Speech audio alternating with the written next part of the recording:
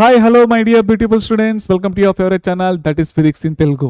ఈరోజు మనము టార్గెట్ సిరీస్కి సంబంధించిన ఎలక్ట్రోస్టాటిక్స్ పొటెన్షియల్ చాప్టర్ గురించి అయితే డిస్కస్ చేయబోతున్నాం. Okay right. సో ఈ టార్గెట్ సిరీస్ ఎవరికి యూజ్ అవుతుంది సార్ అని అంటే, ఎవరైతే బోర్డ్ ఎగ్జామ్కి ప్రిపేర్ అవుతున్నారో, అంటే మీరు క్లాస్ 11th ఉండొచ్చు లేదా 12th ఉండొచ్చు. ఓకే, సో వాళ్ళకు ఈ టార్గెట్ సిరీస్ అనేది 100% హెల్ప్ఫుల్ అవుతుంది నాన్న. ఓకేనా రైట్. సో మెయిన్గా టార్గెట్ సిరీస్ వచ్చేసి క్లాస్ 11th అండ్ 12th బోర్డ్కి ప్రిపేర్ అవుతున్న స్టూడెంట్స్కి మాత్రమే యూస్ఫుల్ అవుతుంది.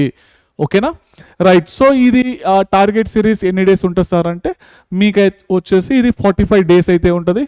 ఈ 45 daysలో కనుక మీరు ప్రతి వీడియో చూసినారనుకోండి, 100% మీకు బోర్డ్ ఎగ్జామ్లో 950+ అయితే పక్కాగా అయితే వస్తాయి నాన్న. ఓకేనా రైట్. సో ఈ టార్గెట్ సిరీస్లో మొత్తం కంప్లీట్గా చాప్టర్ చెప్తారా సార్ అంటే కాదు. సో చాప్టర్కి సంబంధించిన ఒక్కొక్క చాప్టర్లో గన్ షాట్ క్వశ్చన్స్ ఉంటాయి చూడండి. ఆ గన్ షాట్ క్వశ్చన్స్ ఎట్లా ఐడెంటిఫై చేస్తాము అంటే, సో ఒక 10 years ప్రీవియస్ ఇయర్ క్వశ్చన్ కనుక చూసుకుంటే దాని ప్రకారం అవి గన్ షాట్ క్వశ్చన్స్ అయితే అయిపోతాయి. ఎక్కువైతే ఏవైతే రిపీట్ అయినాయో సో ఆ క్వశ్చన్ని ఫోకస్ చేసి ఈ టార్గెట్ సిరీస్లో అయితే ఎక్స్ప్లెయిన్ అయితే చేస్తాం నాన్న. ఓకేనా రైట్. సో మీ ఫ్రెండ్స్ ఎవరైనా కానీ బోర్డ్ ఎగ్జామ్కి ప్రిపేర్ అయితే కనుక వాళ్ళకు కూడా ఈ వీడియో అనేది షేర్ చేయండి. ఇంకో విషయం, ఈ క్లాస్కి సంబంధించిన నోట్స్ కావాలనుకుంటే కింద డిస్క్రిప్షన్లో మన యాప్ యొక్క లింక్ అయితే ఉంటుంది, యాప్ అయితే డౌన్లోడ్ చేసుకోండి. ఓకేనా రైట్ నాన్న. సో ఈ చాప్టర్లో మీకు ఎలక్ట్రోస్టాటిక్ పొటెన్షియల్ చాప్టర్లో 2 marksకి సంబంధించిన క్వశ్చన్స్ అయితే రావు, 4 marksకి సంబంధించిన క్వశ్చన్స్ అయితే వస్తాయి, 8 marksకి సంబంధించిన క్వశ్చన్స్ అయితే రావు నాన్న. ఓకేనా అయితే ఈ 4 marksకి సంబంధించిన క్వశ్చన్స్ ఎన్ని ఉన్నాయి సార్ అని అంటే, గన్ షాట్ క్వశ్చన్స్ 5 questions అయితే ఉన్నాయి నాన్న. ఓకే, ఈ 5 questions-లో నేను మీకు ఈ 5 questions-లో ఈరోజు 3 questions అయితే ఎక్స్ప్లెయిన్ చేస్తాను, నెక్స్ట్ క్లాస్లో 2 questions అయితే ఎక్స్ప్లెయిన్ చేస్తాను నాన్న. ఓకేనా రైట్. చలో చూడండి, ఫస్ట్ క్వశ్చన్ వచ్చేసి derive an expression for capacitance of parallel plate capacitor. ఓకేనా సో parallel plate capacitor యొక్క ఫార్ములా ఏంటి, అది దేనిపైన ఆధారపడుతున్నది అన్నదే మనం ప్రూవ్ చేసి చూపెట్టాలి నాన్న. ఓకేనా సో కెపాసిటర్ వచ్చేసి మనకైతే తెలుసు, parallel plates కెపాసిటర్స్ అన్నప్పుడు అవునా, మొత్తానికైతే ఈ విధంగా ఉంటుంది. అవునా రైట్ నాన్న. సో ఇది పాజిటివ్లీ చార్జ్, ఇది వచ్చేసి నెగిటివ్లీ చార్జ్ అయితే ఉంటుంది కదా. సో ఈ ప్లేట్స్ యొక్క ఏరియాని ఏ అనుకుందాం, సో ఈ ప్లేట్స్ మధ్యలో ఉన్న డిస్టెన్స్ని డి అయితే అనుకుందాం నాన్న. ఓకేనా అయితే ఇక్కడ సార్ ఇక్కడ మొత్తం పాజిటివ్ ఛార్జ్ అయితే ఉంటుంది. అవునా, అంటే సర్ఫేస్ ఛార్జెస్ డెన్సిటీ అయితే తీసుకుంటాము, చెప్తాను మొత్తం. ఓకేనా so capacitors of parallel plate కెపాసిటర్లో consider a parallel plate capacitor considering of 2 parallel plate of area A and separated by small distance D నాన్న. ఓకేనా వీటి మధ్యలో ఉన్న డిస్టెన్స్ ఎంత, డి. అయితే దీనికి సంబంధించిన ఫార్మ్ ఏం వస్తుంది అని అంటే, మనకు ε0a/d అని వస్తుంది నాన్న. అయితే దీన్ని ఏ విధంగా ప్రూవ్ చేస్తాము అని అంటే, ఇక్కడ గుర్తుపెట్టుకోండి, ఇది రబ్ అయితే చేస్తున్నాను. ఓకే, ఇప్పుడు మీకు డయాగ్రామ్తో అయితే ఎక్స్ప్లెయిన్ చేస్తాను. ఇక్కడ చూడండి, నీట్గా ఉంటుంది. సో ఇక్కడ పాజిటివ్ ఛార్జ్ అయితే ఉంది మొత్తము. ఓకేనా సో ఇక్కడ ఈ ఛార్జ్ ఏదైతే ఉందో ఇక్కడ మనం ఏం తీసుకుంటామంటే సర్ఫేస్ ఛార్జ్ డెన్సిటీ లాగా తీసుకుంటాము. ఈ సర్ఫేస్ ఛార్జ్ డెన్సిటీని మనము సిగ్మాతో ఇండికేట్ చేస్తాం నాన్న. ఓకేనా అయితే ఈ సర్ఫేస్ ఛార్జ్ డెన్సిటీ ఫార్మ్ ఏంటి అంటే, total charge present on this unit area అన్నమాట. ఓకేనా రైట్. సో అదేవిధంగా సో ఇక్కడ ఇంకొక ప్లేట్ ఉన్నది కాబట్టి, సో దీనిపైన ఉన్న సర్ఫేస్ ఛార్జ్ డెన్సిటీని మైనస్ సిగ్మా అని చెప్పేసి అనుకుంటున్నాను. మైనస్ అంటే నెగిటివ్, అంతే, అంటే నెగిటివ్ ఛార్జ్ ఉంది అన్నట్టు, అంతే, ఇంకేం లేదు నాన్న. ఓకేనా క్లియరేనా రైట్. చలో సో ఇదైతే మీకైతే క్లియర్. సో దీనికి ఏరియాస్ ఏంటి, ఏ. సో వీటి మధ్యలో ఉన్న డిస్టెన్స్ ఎంత, సపరేటెడ్ డిస్టెన్స్ ఎంత, డి నాన్న. ఓకేనా క్లియర్ అని ఇదైతే. ఫస్ట్ ఆఫ్ ఆల్ ఇక్కడ మీకు కీ పాయింట్ ఏంటి అంటే, గుర్తుపెట్టుకోవాల్సిన key point, so electric field intensity due to okay plane sheet ద్వారా. ఓకేనా ప్లేన్ షీట్ అంటే ఇదే ప్యారలల్ ప్లేట్, ఇదైతే ప్లేటే కదా, ఈ ప్లేట్ పైన అయితే మొత్తం ఛార్జ్ అయితే ఉన్నది. సో దీని ద్వారా ఎలక్ట్రిక్ ఫీల్డ్ ఇంటెన్సిటీ అనేది ఎంత ప్రొడ్యూస్ అవుతుంది అని అంటే ఇది మాత్రం పక్కగా మీరు గుర్తుపెట్టుకోవాలి, సిగ్మా బై 2 నాన్న. ఏంటది? సిగ్మా బై 2 ఓకేనా. సో ఇది ఫస్ట్ది అని అనుకుందాం, ఇది ఫస్ట్ ప్లేట్, ఇది వచ్చేసి సెకండ్ ప్లేట్ అని చెప్పేసి అయితే అనుకుందాం నాన్న. ఓకేనా. ఫస్ట్ ప్లేట్ ద్వారా కూడా మనకి ఏమొస్తుంది? సిగ్మా బై 2 వస్తుంది. సెకండ్ ప్లేట్ ద్వారా కూడా మనకు సిగ్మా బై 2 అయితే వస్తుంది నాన్న. ఓకేనా. ఇక్కడ మ్యాగ్నిట్యూడ్ అయితే తీసుకుంటున్నాను. ఒకేసారి ఇక్కడ మైనస్ ఉంది కదా, మైనస్ సిగ్మా రాసుకోవచ్చు కదా అని అంటే మ్యాగ్నిట్యూడ్ నాన్న. ఓకే, మ్యాగ్నిట్యూడ్ అంటే రెండు కూడా పాజిటివ్ అవుతాయి. ఓకేనా. అయితే ఇప్పుడు నాకు చెప్పండి, అందరికీ తెలిసిన చిన్న కామన్ పాయింట్ ఏంటి సార్? పాజిటివ్ ఛార్జ్ ఉంది, నెగిటివ్ ఛార్జ్ ఉంది. ఎప్పుడైనా కానీ electric field lines positive charge నుంచి నెగిటివ్ ఛార్జ్ అయితే పోతాయా పోవా? అవునా, right.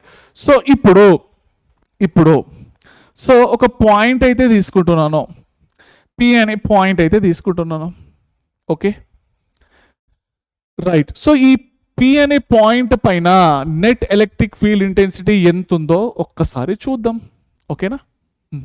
Net electric field intensity ఎంత ఉన్నది? సో ఏమొస్తుంది నాన్న? The net electric field intensity okay ఎంత వస్తుంది? దీని ద్వారా పాజిటివ్ అంటే దీని ద్వారా ఒకటేమో ఇట్ సైడ్ అయితే పోతుంది. అవునా, ఒక్క నిమిషం. ఇది చూడండి, ఫస్ట్ ప్లేట్ ద్వారా electric field intensity it side వస్తుంది E1. అవునా, ఇది నెగిటివ్ ఛార్జ్ కాబట్టి తన వైపే అది లాక్కుంటుంది. అంతేనా కదా? అంటే E2 అన్నమాట. కరెక్టేనా కదా? అవునా. ఫస్ట్ ద్వారా అంటే ఇది పాయింట్ ఛార్జ్ అనమాట. Electric field intensity due to the point charge ఉంటే కనుక ఏమవుతుంది? అది అట్ సైడ్ అయితే నూకేస్తుంది, ఎందుకంటే ఇది పాజిటివ్, ఇది కూడా పాయింట్ ఛార్జ్ అనేది పాజిటివ్ కాబట్టి. ప్లస్ ప్లస్ రిపల్షన్ అటు అయితే వెళ్ళిపోయింది. ఈ ప్లేట్ ద్వారా electric field intensity it side వచ్చింది. ఇదేంది? నెగిటివ్లీ ఛార్జ్ కదా, నెగిటివ్ ఛార్జ్. ఇది పెద్ద ప్లేటు, ఇక్కడ చిన్న పాయింట్ ఛార్జ్ అయితే తీసుకుంటున్నాను. ఏమైతుంది నాన్న? ఇట్ సైడ్ అయితే లాగేసుకుంటుంది. అవునా, కరెక్టేనా కాదా? ఎస్. సో ఇట్ సైడ్ అయితే లాగేసుకున్నది. అవును. సో మొత్తానికైతే అది E2 అయితే అనుకుందాము. So net electric field intensity ఏమొస్తుంది నాన్న? రెండు కూడా సేమ్ డైరెక్షన్లో ఉన్నాయి కాబట్టి E1 ప్లస్ E2 అయితే వస్తుంది. అవునా కదా? కరెక్టేనా? రైట్. E1 అంటే సిగ్మా బై 2 E2 అంటే సిగ్మా బై 2 అవునా. సో మొత్తానికైతే ఈ నెట్ ఏమొచ్చిందన్న మనకు 2 సిగ్మా బై 2 ఇది అయితే పోయింది. అవునా, రైట్. సో ఈ we know that electric field ఇంటెన్సిటీది so in terms of potential difference రూపంలో రాయండి అంటే ఫార్ములా ఏంటి నాన్న? V బై డి అనమాట కదా. Since E is equal to V by D అనమాట. ఓకేనా. అయితే V by D is equal to మనకి ఏమొచ్చింది ఇక్కడ?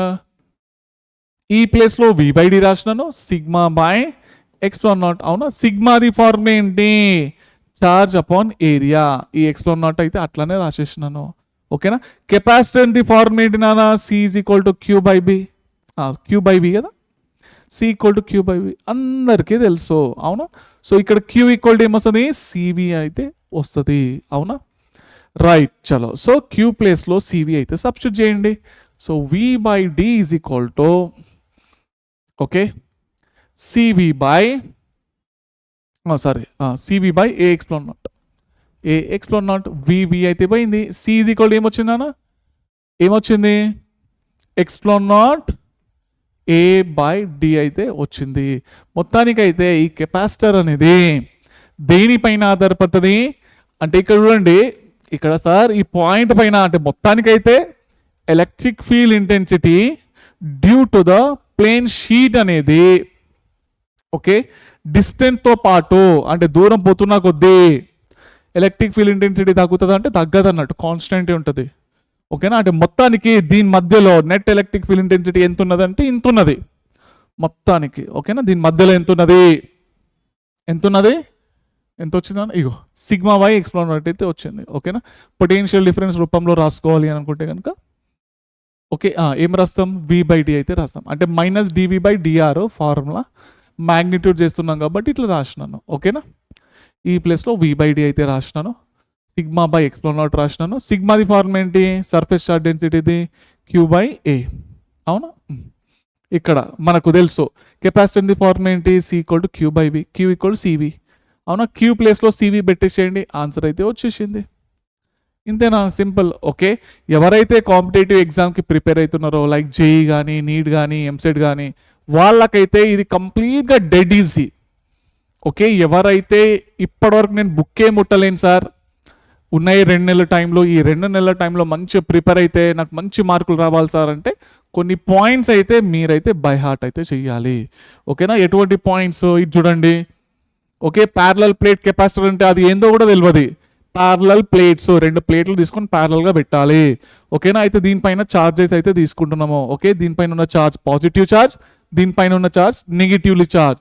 ఓకే, ఈ ప్లేట్ పైన చార్జ్ ఉండడం వల్ల మనము సర్ఫేస్ చార్జ్ డెన్సిటీ లాగా అయితే తీసుకుంటాము, అది సిగ్మాతో ఇండికేట్ చేస్తాము. ఇక్కడ కూడా సిగ్మా తోటే ఇండికేట్ చేస్తాము. మైనస్ అంటే నెగిటివ్ చార్జ్ ఉన్నట్టు, ప్లస్ అంటే పాజిటివ్ చార్జ్ ఉన్నట్టు. అయితే ఒక పాజిటివ్లీ చార్జ్డ్ ప్లేట్ ద్వారా ఎలక్ట్రిక్ ఫీల్డ్ ఇంటెన్సిటీ ఎంత ప్రొడ్యూస్ అవుతుంది అని అంటే ఒకటే ద్వారా σ/2ε0. ఇది ఎట్లా వచ్చింది సార్ అంటే కొన్ని బయాస్ చేయాలి, ప్రూఫ్ ఉంది అన్నిటికీ. ఓకేనా, రైట్. సో అట్లానే ఈ ప్లేట్ ద్వారా కూడా ఇంతే వస్తుంది. సార్ మైనస్ ఎందుకు రాయలేరు సార్ అంటే ఇక్కడ మ్యాగ్నిట్యూడ్ అయితే తీసుకుంటున్నాను. ఓకే, నెట్ ఏమొస్తుంది వీటి మధ్యలో అంటే రెండింటిని యాడ్ చేయాలి. యాడ్ చేస్తే మొత్తానికి ఏమొచ్చింది, ఇదైతే వచ్చింది. అవునా, E=σ/ε0 అయితే వచ్చింది. అయితే electric field intensity potential difference రూపంలో రాయండి అంటే ఈ పాయింట్ అయితే బయాట్ చేయాలి.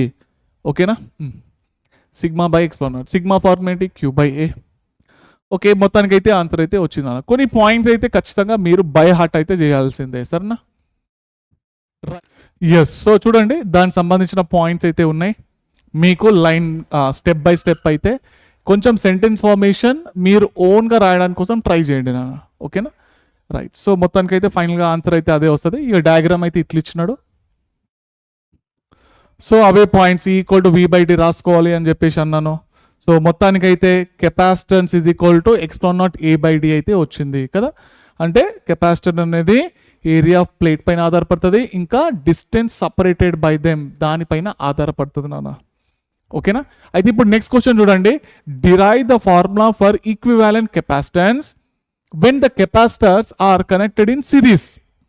ఓకేనా, సో చూడండి capacitance connected in series, capacitance connected in series and capacitance connected in parallel, ఈ రెండింటి నుంచి వెళ్ళి పక్కా ఒక క్వశ్చన్ అయితే గ్యారంటీగా అయితే వస్తుంది నాన్న. ఓకేనా, సో ఇవి రెండు పర్ఫెక్ట్ అయితే ఉండండి. సో ఇవి రెండు కూడా నేను ఎక్స్ప్లెయిన్ చేస్తాను. చాలా సింపుల్ అంటే సింపుల్, డెడ్ ఈజీ నాన్న. ఓకేనా, అయితే ఇక్కడ చూడండి.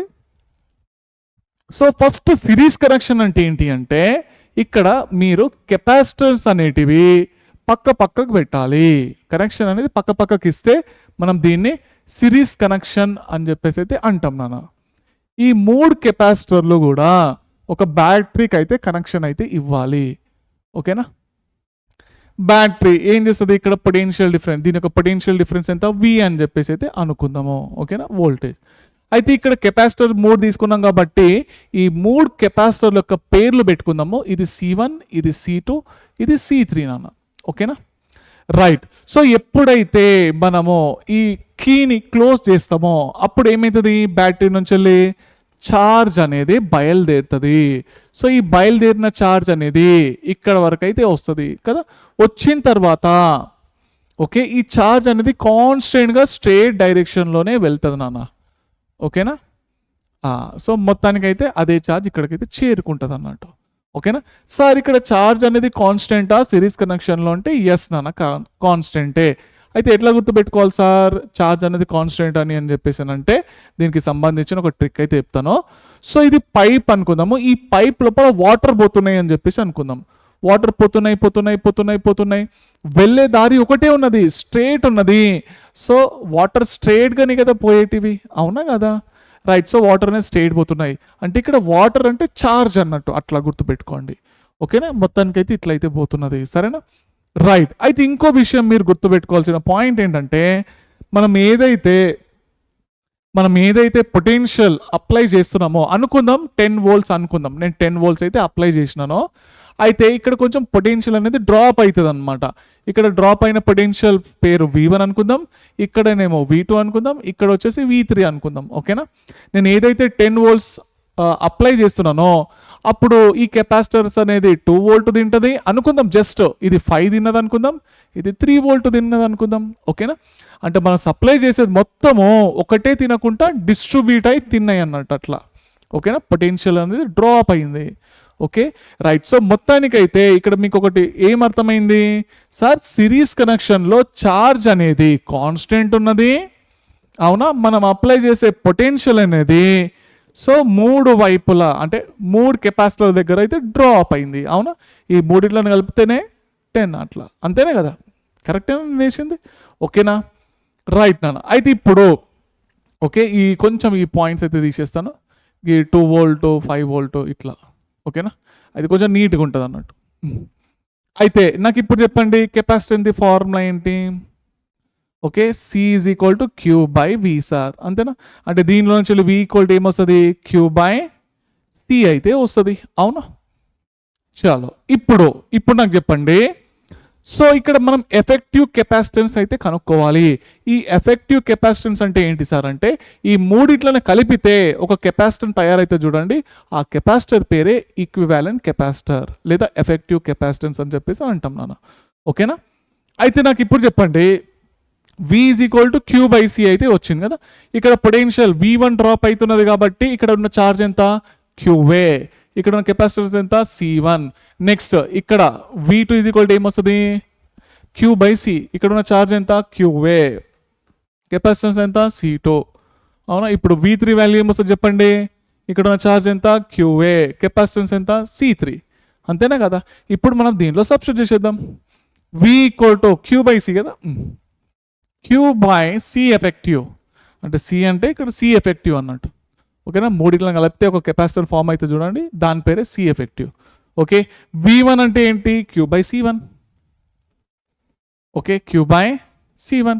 V2 అంటే Q బై C2. V3 అంటే Q బై C3, అవునా. రైట్ నాన్న. సో ఇప్పుడు కామన్ ఏంటి, కామన్ ఏం తీసుకుందాం, Q అయితే కామన్ తీసుకుందాం. సో మిగిలింది ఏంది, 1 by C1 plus 1 by C2 plus 1 by C3. ఇది పోయింది.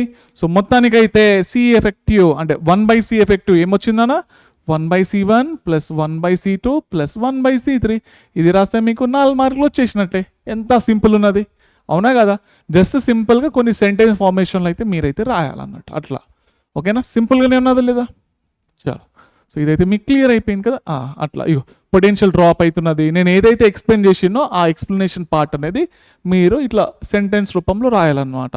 సో ఇక్కడ 2 తీసుకున్నాడు ఈయన కెపాసిటర్లు, అందుకోసం ఇక 2 కెపాసిటర్లు తీసుకున్నాడు, అందుకోసం ఆయనకు ఇక 1 by C effect equal 1 by C1 plus 1 by C2 వచ్చింది. మనం 3 తీసుకున్నాం కాబట్టి ప్లస్ 1 బై 3 వచ్చింది అట్లా. ఓకేనా, ఇప్పుడు చూడండి, derive the formula for equivalent capacitance when the capacitors are connected in parallel. ఓకేనా, ప్యారలల్ కనెక్షన్లో. సో ప్యారలల్ కనెక్షన్లో చూడండి, దీనిలో ఏంటి అంటే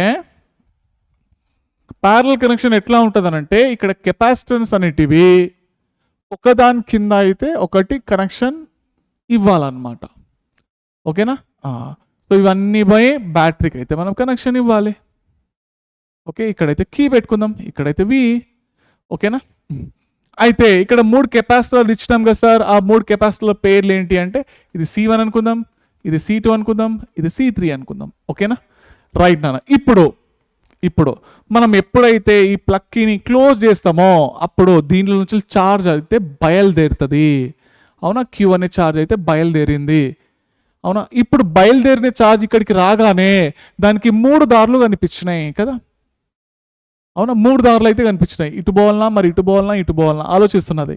ఏమవుతుంది అని అంటే 3 వైపులా కొంచెం పోతుంది అన్నట్టు. సో ఇటు పోయే ఛార్జ్ Q1 అనుకుందాం, ఇటు పోయే ఛార్జ్ Q2 అనుకుందాం, ఇటు పోయే ఛార్జ్ Q3 అనుకుందాం. ఓకేనా, మళ్ళా Q3 ఇట్లా పోయి ఇక్కడ వరకు అయితే Q3 వస్తుంది, Q1 ఏది ఇటు Q2 అనేది సీదా వచ్చింది, ఇది ఇట్లా పోయి Q1 అనేది ఇట్లా వచ్చింది. మళ్ళా 3 కలిపితే మళ్ళీ QA అవుతుంది, 3 కలిసిపోయినాయి కదా. ఓకేనా, మొత్తానికైతే ఇట్లయితే వచ్చేసింది అన్నట్టు. ఓకేనా, అర్థమైందా. సేమ్ ఇక ఇది పైప్ అనుకుందాం, ఇక్కడ వాటర్ అయితే పోతున్నాయి పోతున్నాయి పోతున్నాయి పోతున్నాయి. సో ఇప్పుడు ఏమైనాయి, ఇక్కడ 3 పైపులు కనిపించినాయి. ఆ 3 పైపులు కూడా కొంచెం కొంచెం వాటర్ అనేది పోతుంది, అంతేనా కదా. మళ్ళీ ఆ 3 పైపులు ఇక్కడ కలిసినాయి లేదా, కలవగానే మళ్ళీ అదే వాటర్ ఇక్కడికైతే వచ్చేసింది. అట్లా గుర్తుపెట్టుకోవడానికి ట్రిక్ అన్నట్టు, ఓకేనా. అయితే కీ పాయింట్స్ ఏంటి అంటే, ఇక్కడ మీరు చూస్తే గనక మనం ఏదైతే ఛార్జ్ ఇక్కడ వరకు బయలుదేరిందో ఆ ఛార్జ్ అనేది 3 రకాలుగా డివైడ్ అయ్యింది. అవునా, 3 రకాలు, Q1 plus Q2 plus Q3 అయిందా లేదా, రైట్. ఇంకోటి ఏంటంటే కీ పాయింట్, ప్యారలల్ కనెక్షన్లో ఎప్పుడు కూడా పొటెన్షియల్ డిఫరెన్స్ అనేది కాన్స్టెంట్ ఉంటుంది నాన్న. ఏం కాన్స్టెంట్ ఉంటుంది, పొటెన్షియల్ డిఫరెన్స్ అనేది కాన్స్టెంట్ ఉంటుంది. సిరీస్లో ఛార్జ్ కాన్స్టెంట్ అట్లా, ఓకేనా. చలో ఇప్పుడు నాకు చెప్పండి, కెపాసిటర్ ఫార్ములా ఏంటి, C=Q/V. అవునా, Q ఈక్వల్ ఏమొస్తుంది, CV అయితే వస్తుంది, అవునా కదా. అయితే మరి ఇక్కడ Q1 ఏమొస్తుంది నాన్న, కెపాసిటర్స్ ఏంటి C1, పొటెన్షియల్ ఏమన్నా నేను కాన్స్టెంట్ అన్నా కదా. అట్లానే Q2 కెపాసిటర్ అనేది ఇక్కడ C2, పొటెన్షియల్ అనేది కాన్స్టెంట్ అన్న Vనే. మళ్ళీ ఇక్కడ Q3 ఏమొస్తుంది, C3 × V అయితే వస్తుంది, అవునా. ఇప్పుడు దీంట్లో సబ్స్టిట్యూట్ చేసేద్దామా. Q ఏంటి, CV, C ఎఫెక్టివ్ × V అనమాట, ఓకేనా. ఈ మూడులను కలిపితే ఒక కెపాసిటర్ తయారైతే చూడండి, ఆ కెపాసిటర్ని మనం ఎఫెక్టివ్ కెపాసిటెన్స్ అని చెప్పేసి అయితే అంటాం నాన్న, ఓకేనా, రైట్. సో Q1 అంటే C1V, Q2 అంటే C2V, Q3 అంటే C3V, V అయితే కామన్, మిగిలింది ఏంటి, C1 + C2 + C3, అవునా. VV పోయింది. సో C ఎఫెక్టివ్ ఏమొచ్చిందన్నా, C1 + C2 + C3. ఇది రాసేస్తే మీకు 4 మార్కులు పడిపోయినట్టే. ఎంత సింపుల్ ఉన్నది చూసిండ్రా, చాలా అంటే చాలా సింపుల్ ఉంది కదా, అవునా, రైట్ నాన్న. సో ఈ విధంగా కొంచెం మీరు ప్రాక్టీస్ చేసుకున్నారు అనుకోండి, ఇక నేను చెప్పిన పాయింట్స్ ఇక్కడ సెంటెన్స్ ఫార్మేషన్లో అయితే రాసినాను నాన్న. ఇక్కడ ఏంటి, 2 కెపాసిటర్లు తీసుకున్నారు కాబట్టి ఆయనకి ఇట్లయితే వచ్చింది, 2 కెపాసిటర్లు ఉన్నాయి, ఓకేనా. ఇక మొత్తానికైతే 2 తీసుకుంటే C1 + C2, 3 తీసుకుంటే C1 + C2 + C3, ఓకేనా, రైట్. సో మొత్తానికి అయితే క్లాస్ అయితే అయిపోయింది. దీనికి సంబంధించిన ఇంకా 2 క్వశ్చన్స్ అయితే ఉన్నాయి, అది నెక్స్ట్ క్లాస్లో అయితే మీకైతే ఎక్స్ప్లెయిన్ చేస్తాను, ఓకేనా. అప్పటి వరకు చదువుకుంటుండండి, ఉంటాను మరి, బాయ్ బేటా.